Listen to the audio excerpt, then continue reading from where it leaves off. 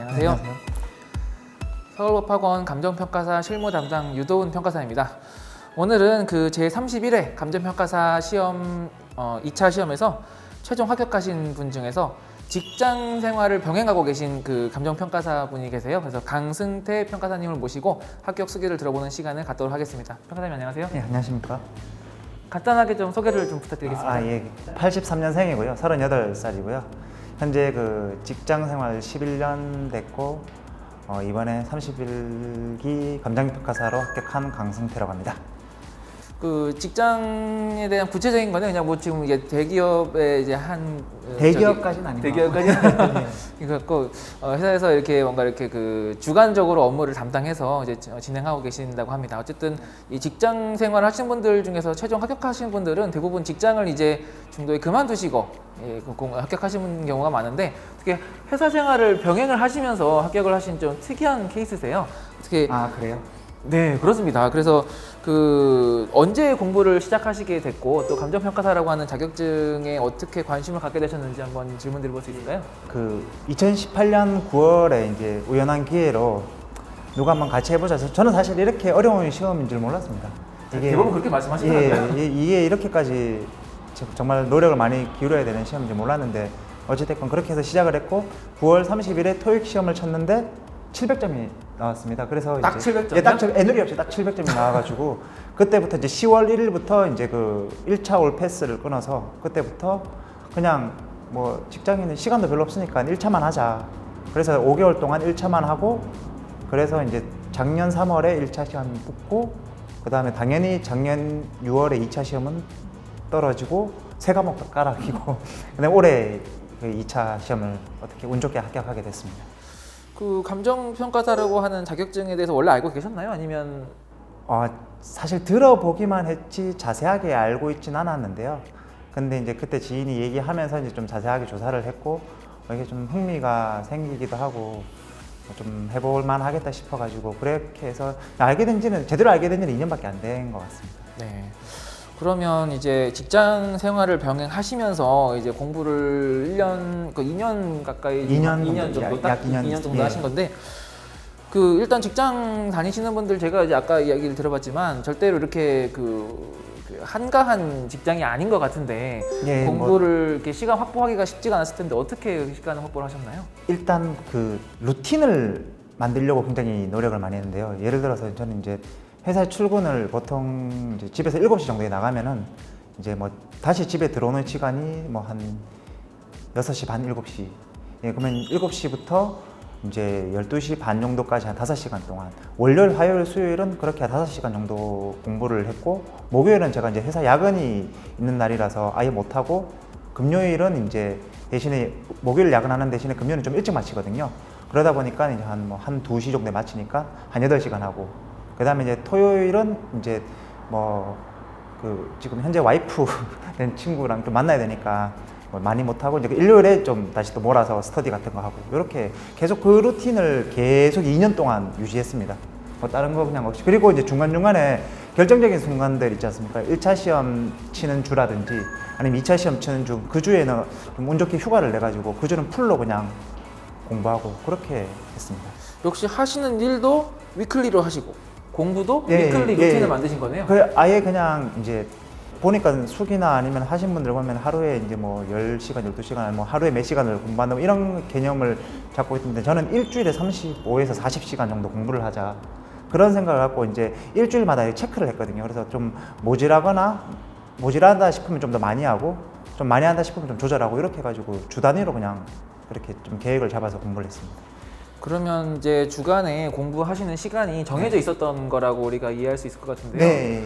근데 이제 직장 생활을 하시다 보면 그게 변수도 있죠. 변수가 많지 않습니까? 네네. 그럼 변수를 어떻게 극복하셨습니까?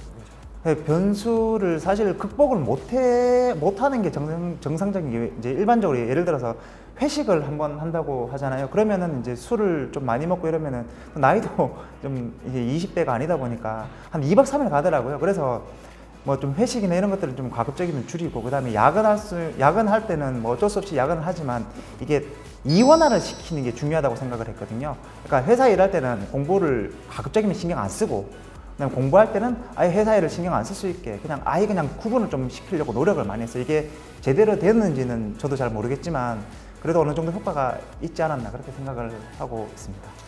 그러면 이제 공부를 이제 전업 수험생들 같은 경우는 도서실 같은 거 끊어놓고 공부를 네. 이제 하는데 네. 회사 생활 하시면서 네. 일단 회사에서는 공부를 못 하셨겠네요. 회사에서는 공부를 거의 못 했는데 이제 한 2기 때부터는 그 회사에 있을 때 이제 그 스터디 문제랑 그다음 베타 답안을 카톡에 저장을 해놓고 이제 2기, 1기 이런 거 해서 그래서 문제만 보고 그다음에 머리로 떠올리고 이런 것들은 회사에서도 뭐 가끔씩 이제 휴식 타이밍이나 이런 밥 먹으러 갈 때나 이럴 때 할 수 있으니까 그렇게는 좀 했고 뭐 나머지 시간에는 사실은 잘 못하는 상황이죠. 그러면 그 회사 근처에서 공부하셨나요? 아니면 아니요. 그러니까 회사 근처에서는 안 했고 집에 와서 무조건 집에서 했습니다. 1차 때는 이제 한 3개월 정도는 동영상 강의를 들을 때는 카페에서 했거든요. 네. 그냥 동네 독서실 가서 이제 하기도 좀 민망하고 이래가지고 그냥 카페에서 하다가 이제 문제 풀이 할 때는 사실 카페에서는 안 되겠다 싶어서 이제 집에서 하는 습관을 들이고 계속 집에서만 했고 구청 도서관 이런 데도 한 번씩 갔는데 안 되겠더라고요. 집에서 하는 게 가장 편하고 해서 집에서 했습니다. 그러면 이제 아무래도 직장 생활 하시다 보니까 다른 수험생들처럼 뭐 내가 이렇게 하면 합격할 수 있겠다. 네. 뭐 이런 거에 대한 확신이 아무래도 쓰기가 안 쉽지가 섰죠. 않았을 것 같은데 네. 공부를 이제 그렇게 1년, 2년 가까이 2년 동안 네. 쭉 이렇게 내가 긴장감을 유지하면서 할 수 있었던 원동력은 어디 있다고 생각하세요? 평가사 시험에 붙어서 무엇을 해야지라는 생각을 아예 안 했어요. 약간 그냥 이 시험에 대해서만 그냥 보고 다른 거는 아예 그냥 보지도 않고 그 뒤에 생각하자 뭐 그런 마음이 좀 있었던 것 같고요. 뭐 이런 말씀드리기 좀 뭐하지만 많이 놀았거든요. 직장 다니면서도 많이 놀고 술도 좋아하고 소주도 좋아하고 이래가지고 많이 놀았는데 한 30대 중반까지 원 없이 놀다 보니까 이제는 또 노는 것에 대해서도 흥미도 안 생기고 이러니까 이제 좀 약간 책상에 앉아 있을 수 있는 힘이 생긴 좀 시점이 되지 않았나 그런 생각도 들고 좀 이게 답변이 좀 그러면 뭐 우리가 어쨌든 대부분의 수험생들이 이제 네. 그 직장인이시든 네. 전업 수험생이시든 그 스터디라고 하는 시스템들을 대부분 네. 다 활용하지 않습니까? 네, 많이 그러면 이제 성적은 좀 잘 나오셨었던 편이신가요?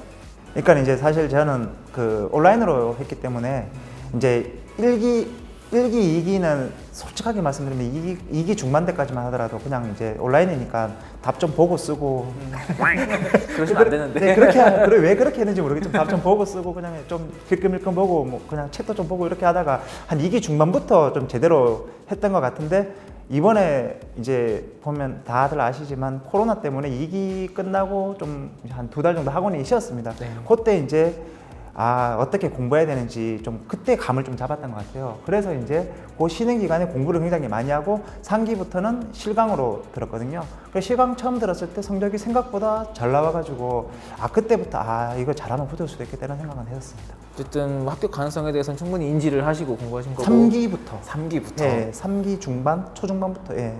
어쨌든 그 저기 이제 2개월이라고 하는 그 코로나로 인한 휴식 기간이 전화 네네. 위복이 되신 거네요. 저한테는 굉장히 좀 뭐 코로나로 힘든 분들한테는 죄송하지만 저한테는 그래도 그 기간 동안에 어떻게 보면 공부를 그냥 좀 할 수 있었던 계기가 되었던 것 같아요. 2차 과목이 3과목이 있는데 실무, 이론, 법규 3과목이 있습니다. 그 중에서 평가사님은 어떤 과목이 이렇게 좀 주력 과목이라고 생각하시는지? 그러니까 이제 작년에 시험 쳤을 때는 실무가 39점 나왔고 나머지 2과목은 20점대였거든요. 네. 그래서 이제 뭐 실무가 처음에 재밌었고 그래가지고 실무에 대해서 많이 좀 생각을 했었는데 근데 실무는 아시겠지만 하면 할수록 이게 힘들고 하면 할수록 범위가 점점 늘어나니까 이게 뭐 도저히 감이 안 오더라고요. 그러다 보니까 이제 다른 과목을 찾게 되고 이제 법규에 좀 흥미가 생겨서 법규 과목 이제 아까 말씀하신 스터디에서 3기 때 법규 과목에서는 계속 꾸준히 좀 잘 나왔던 것 같고 나머지 실무 이론은 그냥 뭐 왔다 갔다 했습니다. 네. 어쨌든 이제 올해 9월 19일 날 봤었던 감정평가사 시험에서 최종 합격하셨는데 네. 아직 현직에 계신다는 거죠? 그렇죠. 아직까지 현직에 계시는데 그 이제 대부분의 수험생들이 이제 직장을 다니시면서 평가사 시험에 합격을 하면 앞으로의 계획에 대해서 많이 여쭤보실 것 같아요. 사실 이제 제가 아까도 말씀드렸지만 위클리로 이렇게 업무 환경이 있다 보니까 지난주 수요일에 합격자 발표를 났는데 저희 이제 가장 바쁜 요일이 수요일이랑 목요일이거든요. 그래서 이제 수요일, 목요일은 일한다고 정신이 없었고 금요일에 좀 이렇게 얼렁뚱땅 지나가다 보니까 이제 이미 그 법인 원서는 다 접수 마감이 되었고 사실 뭐 그러다 보니까 아직까지 구체적으로 생각은 안 해봤는데 일단 지금 하고 있는 이 일을 감정평가사랑 좀 연계시킬 수 있는 방법을 좀 고민을 해보고 그러면서 이걸 지금 할 수 있는 일에서 이게 뭐 직접적인 관련은 없지만은 그래도 좀 활용할 수 있는 부분이 있을 것 같아가지고 그 부분에 대해서 좀 생각을 하고 그 다음에 좀 그 평가업계로 가지 않을까 싶으면 조심스럽게 생각하고. 저도 그 부분에 대해서는 전적으로 동의합니다. 왜냐면 이제 나이가 젊은 편이 아니시기 때문에 네. 열심히 소처럼 일하겠습니다라고 하는 거는 아무도 믿지 않거든요. 그러니까 뭔가 그런 이제 경쟁력도 없고 체력도 많이 약한 것 같아가지고. 동감하는 바입니다. 그래서 아마 이제 그 현재 직장이 또 이제 감정평가 업계와 또 관련된 부분이 또 충분히 있기 때문에 잘 찾아보시고 나오시면 분명히 좋은 환경 속에서 근무하실 수 있을 거라고 생각합니다.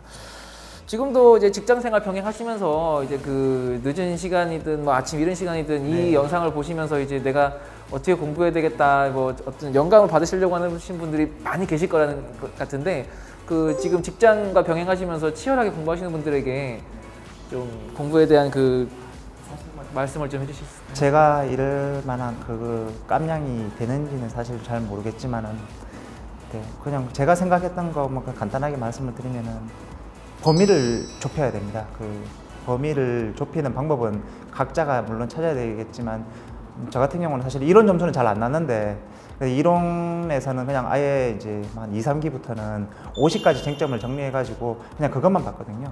그래서 그리고 법규 같은 경우에도 그냥 이제 단권 노트를 만들어서 그냥 그것만 보고 실무 같은 경우에는 스터디 0기부터 4기까지 스터디를 이제 그 문제만 예를 들어서 영어권 문제라면 그 영어권이라고 적어놓고 거기에 ABC로 등급을 매겨가지고 이제 그 B등급, C등급 맞은 물론 제가 자체적으로 채점을 하는 겁니다만 그렇게 맞은 문제만 계속 그렇게 다시 반복해서 풀고 범위를 최소한으로 줄이는 작업이 직장인 수험생들이라면 반드시 필요한 것 같고요. 그리고 뭐 또 이제 휴가나 이런 것들 그다음에 주말이나 이런 것들은 이제 틈틈이 잘 활용해야 되는데 제 개인적으로는 만약에 그 휴직을 안 하시는 분들 같은 경우에 시험 치는 주는 어떤 식으로든 휴가를 무조건 써야 된다고 생각을 하는 게 물론 이제 시험을 이번 주에 친다고 해서 그 주에 공부를 절대 공부 잘 안 되는데 심적으로 안정을 좀 받을 수 있더라고요. 그래서 저도 이번에 이제 9월 19일에 시험을 치면서 그 주에 휴가를 어떻게 좀 운 좋게 냈는데 그 부분도 상당히 좀 많이 작용하지 않았나 생각을 했고요. 그리고 또 질문을 이제 거의 진짜 뭐 인터넷이나 아니면은 뭐 실강 통해서도 질문은 거의 안 했는데 이게 사실 이제 모든 분들한테 적용이 될지 모르겠지만 그것도 어떻게 보면 시간을 아끼기 위한 하나의 좀 방법이지 않았을까 그렇게 생각하고 마지막으로는 저는 이제 한 과목을 뭐 몰아서 하는 게 아니라 그냥 거의 매일 5시간 공부한다고 하면은 뭐 실무 2시간, 이론 1시간, 복교 2시간 이렇게 하루에 3과목을 다 보려고 했어요. 그래서 꾸준히 어떻게든 감을 좀 유지하려고 했던 게 그나마 좀 도움이 되지 않았나 싶습니다. 저도 이제 많은 그러니까 직장을 병행하시면서 공부하시는 분들에게 소감을 들어보면 공통적으로 하시는 말씀이 범위를 줄여라.